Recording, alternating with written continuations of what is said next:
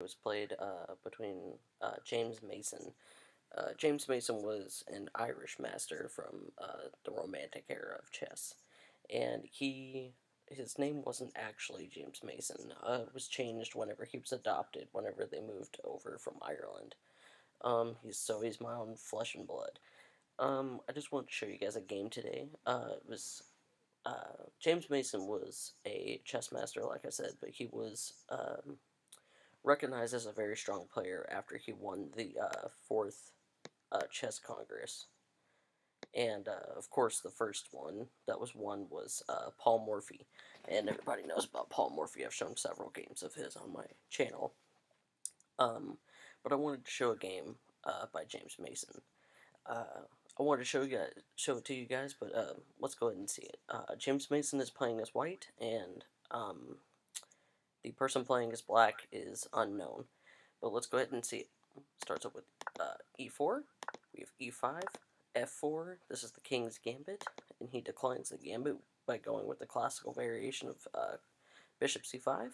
We have knight to f3, d6, c3, bishop g4, bishop c4, knight c6, d4. This is all standard theory from the king's gambit.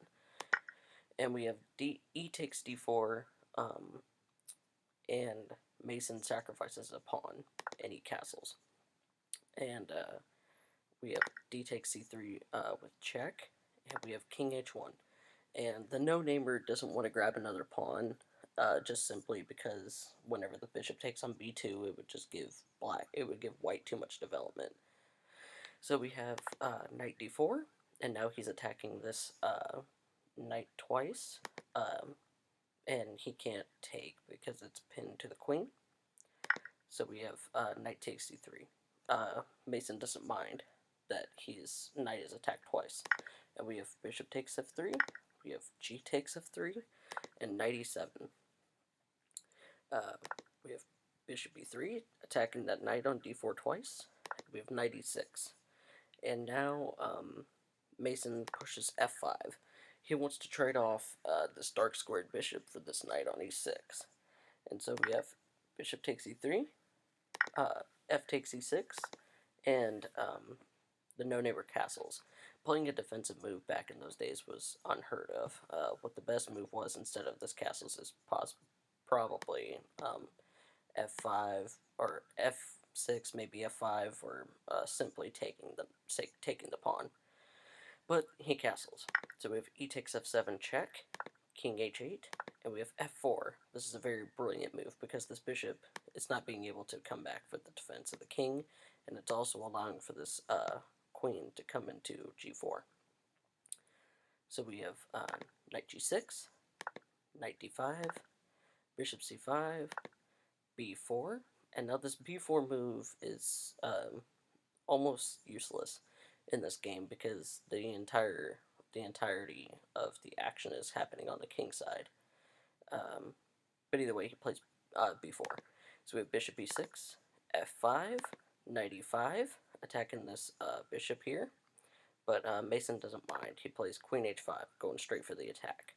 And we have queen d7, attacking this pawn on f7, and also threatening to take the bishop on c4.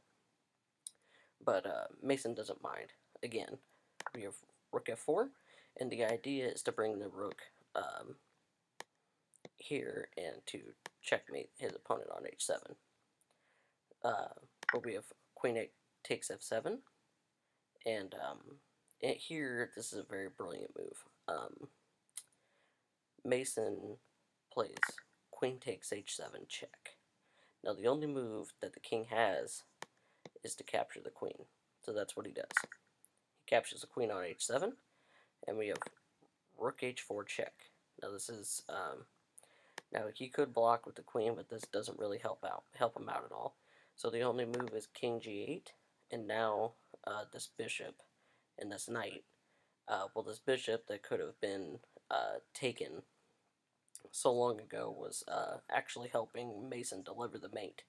And we have knight e7 check and mate, because this queen is pinned to the king, so he's unable to take the knight, and the knight is delivering the mate, and the rook is blocking off the h file from the king, so it's checkmate.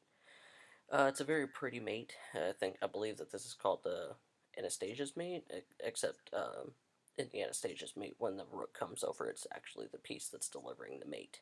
But in this case, it's almost like a smothered mate, because if there was a pawn here, or if there was something here, then it would be smothered mate, but it's not. But I thought you guys would like that game. It's a very picturesque kind of game. I just thought you guys would like that, and I wanted to show it on my channel. Thank you guys very much, and I'll see you guys in the next video.